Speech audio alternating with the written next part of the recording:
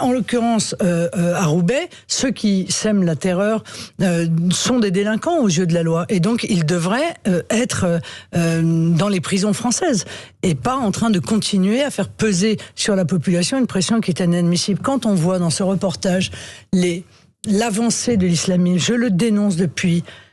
20 ans, nous le dénonçons. Quand on voit les magasins avec les poupées sans visage,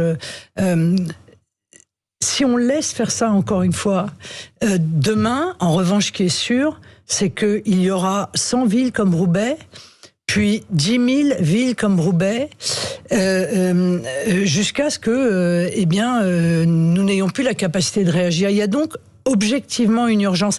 Et c'est pour ça que j'avais fait une proposition de loi de lutte contre l'islamisme, l'idéologie islamiste. Il faut l'éradiquer. Il n'y a pas d'autre moyen. Et dans cette proposition de loi que j'ai là, était interdite sur le territoire de la République, sous toute forme et par quelque moyen que ce soit, la pratique, la manifestation, la diffusion publique des idéologies islamistes de nature, évidemment, à troubler l'ordre et la paix publique.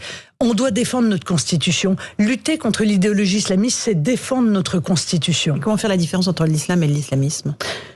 De manière très claire. L'islamisme est une idéologie que je décris d'ailleurs. Elle est caractérisée par au moins un des traits suivants: l'incompatibilité radicale qui peut exister entre ces idéologies et les droits, libertés et principes reconnus ou consacrés par la Constitution, notamment la dignité de la personne humaine, notamment la liberté de conscience, notamment la liberté d'expression, le refus de respecter la laïcité de l'État, de respecter les procédures démocratiques, les institutions, de respecter la primauté de la loi commune. Il y a ainsi toute une liste. On a fait un travail extrêmement sérieux. Vous voyez, moi, je ne fais plus que des constats. Les constats, ils sont acquis. Tout le monde comprend qu'il y a un problème. Maintenant, ce que les gens attendent, c'est des dirigeants qui apportent des solutions fermes, des solutions applicables, immédiatement applicables. Eh bien, cette proposition de loi, elle est immédiatement applicable. Est-ce que vous vous rendrez à Roubaix pendant la campagne ? Est-ce que vous irez parler aux habitants de Roubaix pour voir comment ils vivent la situation ? Mais je sais très bien comment ils vivent la situation.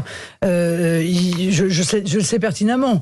Vous savez, moi, j'ai rencontré des centaines de milliers de personnes pendant les dernières années. Je sais pertinemment. Il y a ceux qui ne supportent plus et qui partent quand ils en ont la possibilité, parce que la différence aujourd'hui dans ces banlieues compliquées, c'est entre ceux qui peuvent partir et ceux qui n'ont pas les moyens de partir, d'accord ? Et dans les gens